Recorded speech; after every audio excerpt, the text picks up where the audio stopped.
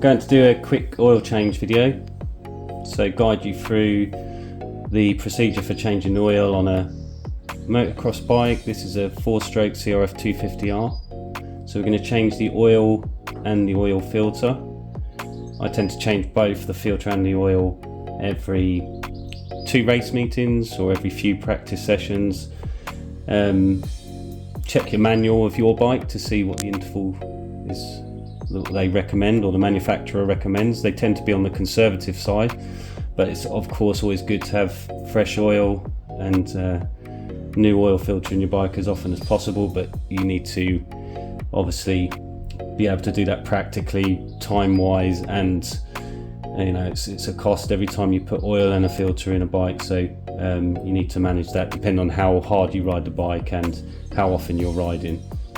Yeah, I've done 2 race meetings now, so I'm going to change the oil. I've already done an oil change on this bike after I broke it in, so this will be, I think, the second one, maybe third on this bike.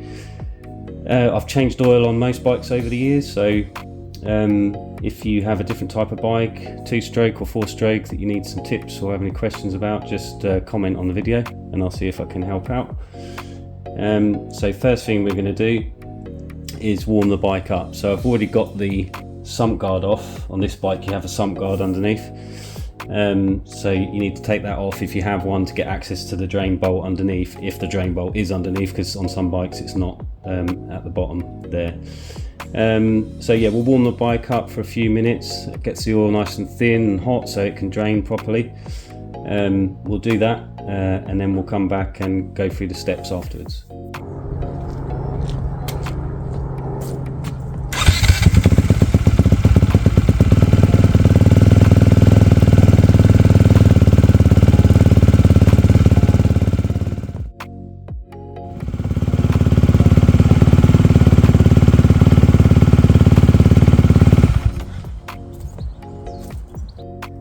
Okay, so the bike is nice and warm now. It's been running for a few minutes. I'll just show you where the drain bolt is on this bike. So it is that one there. So on this bike you need an Allen key. They do tend to really tighten up as well, so even if you don't over tighten them, when you come to take them off again they're quite stiff. So we'll take that out in the next step. Okay, so we've got a drain pan underneath to catch the oil, and we're going to remove the drain bolt underneath. As I said, it's an Allen key. Now, as I said, it seizes up, so after a while they do tend to get quite tight, so I'll just give it a little bit of a tap with this. Be careful, but just to free it up, so that's enough to get it going. And then obviously remove the drain bolt. When you do this, all the oil is going to come gushing out, so try to keep the drain bolt in your hand but allow the oil to drain away. So now we've got the drain bolt, the copper washer as well. That's an important point, I'll show you in a minute. So the oil's draining. It should drain like that, quite okay for a bit. We can remove the filler cap as well. That helps get air in the other end, helps it all drain more freely.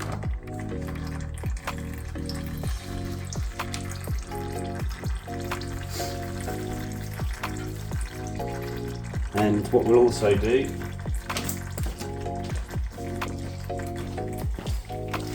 is take off the oil filter cover. It's just these 2 bolts here. Once we've got this off, then we know we can lean the bike side to side to make sure, do that quite a few times to make sure all the oil is out. You can see obviously more oil comes out of this section as well.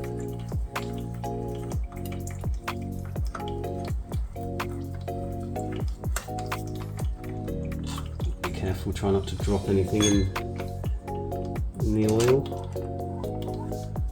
Saves a mess. So you can have a look at the oil filter as you take it off, check there's no metal flakes in them, and you might get the odd little bit. When I changed the first oil filter after breaking the bike in, there were some metal flakes in the remaining oil in here, which is normal. It can be just from the clutch or just all the sharp edges off the engine coming off.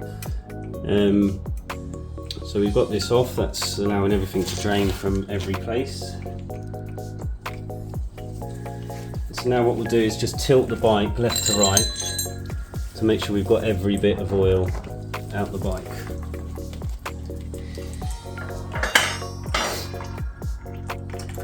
We'll tilt it to the right, let that all drain out until it stops, or almost stops.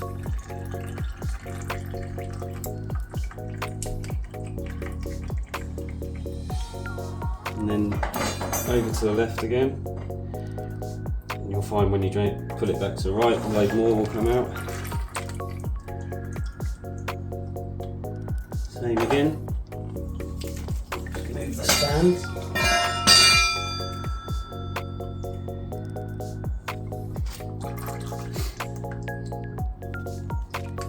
And as you do this, it'll be less and less.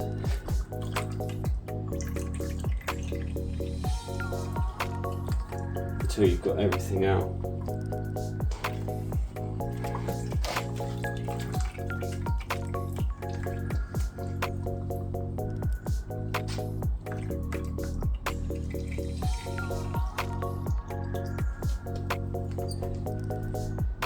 Still some coming out.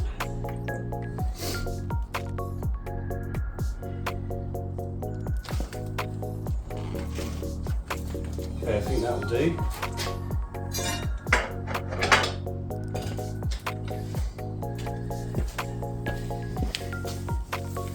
So that's all the old oil out the bike, and next step is to give it a quick wipe down, just get any oil off of the frame or anything like that, and then we'll put the drain bolt back in with a new copper washer. So on this you can see there's a copper washer on it. That's good for a couple of goes, but once it's crushed a couple of times you probably want to replace it, so it's good to always have a few of these spare. So we'll replace this copper washer, put this back in underneath, and then we're ready to put in the new oil filter. Okay, so here we've got the original oil filter, our replacement oil filter, the filler cap,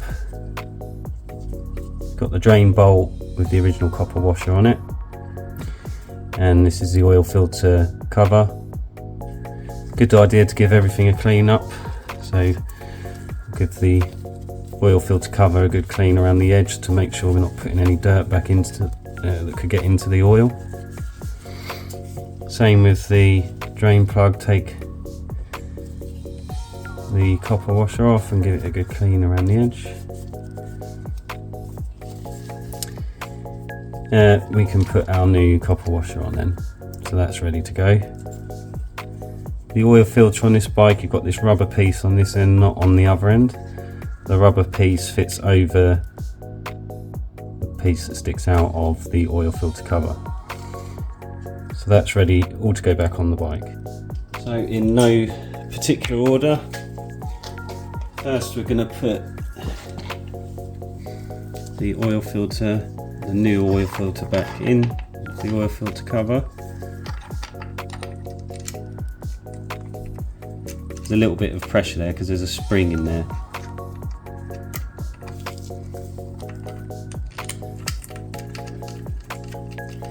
And just hand tighten it.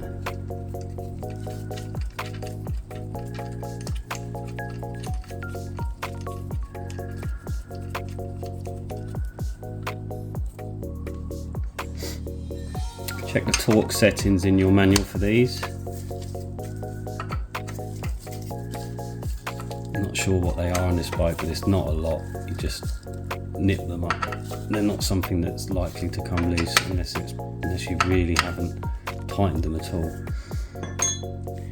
While we're here, there's a bit of dirt around the top of the filler area, so we'll just give that a good clean. and then we can put the new drain plug back in with the new washer on it. So I'm just spinning that in by hand. Again, check your torque setting for this. Done it a few times, so I tend to just have a feel for how much to do this. And it's quite a short Allen key, so you can't get that much leverage, so it'd be quite difficult to over time. There you go. So we've got everything back in now, so we're ready to put some fresh oil in. Okay, so again you need to check your manual to see how much oil your bike takes. This Honda CRF250R is exactly 1 litre. So once you've drained everything out, like we've done in the previous steps, you know if you put 1 litre in, you should be bang on when you look in the sight glass to check the level afterwards. So I'm using the Honda oil, that's the Honda motorcycle oil that's recommended in the manual. You don't have to do that, but I've always just done that. Just for safety, it's a little bit more expensive than some others, but I do think it's something you shouldn't try and cut corners on. So you've got a measuring jug. When I keep this stored away in my box that I carry to and from the track, I always put a bit of rag in there just to stop there getting any dirt in there. It saves you having to clean it the next time. So on here we've got the marker 500 millilitres. So we know 2 of these will be the right amount of oil for the bike.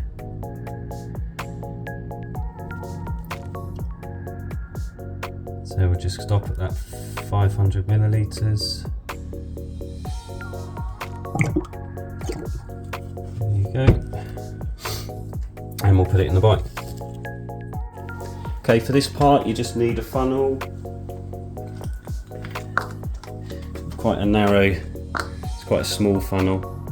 There are specialist funnels you can buy for motocross bikes that are meant to make this easier, but I wouldn't exactly say it's a difficult job anyway. So yeah, put the funnel in, and then you've got your oil that we've measured out. This is half of the quantity we know we need. So just carefully pour it in.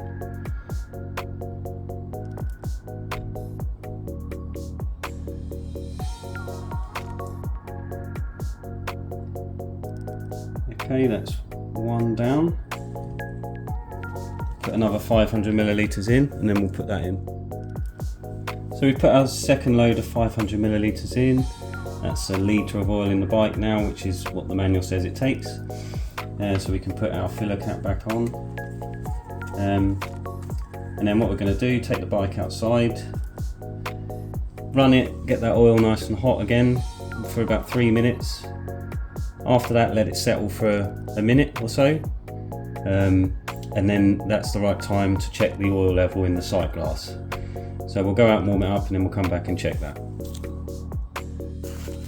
So we've got the bike warmed up, the new oil is warm. We now need to get it on a level surface and check the oil level through the sight glass. So this needs to be level both back and forth and side to side. So if you're on your own, it's quite difficult to make sure the bike is perfectly level and check the sight glass at the same time. So a little trick I've done is the gear lever, when it touches the stand, the bike is perfectly level. So I know when I'm down there checking the oil level, I know that when the gear lever touches that stand, that it's perfectly level. So got to do this and film at the same time, so it's quite difficult. So we'll get that bike. So there's the stand. I can see as soon as the gear lever touches it, because it moves a little bit. There you go. So the bike's now level, and you can check in the sight glass where the oil level is. And you can see that it's between the 2 marks, which is exactly where it should be. And that's after running the bike for a few minutes and then letting it to cool down or settle for a minute afterwards. So now, after putting the sump guard back on and everything, we're ready to go.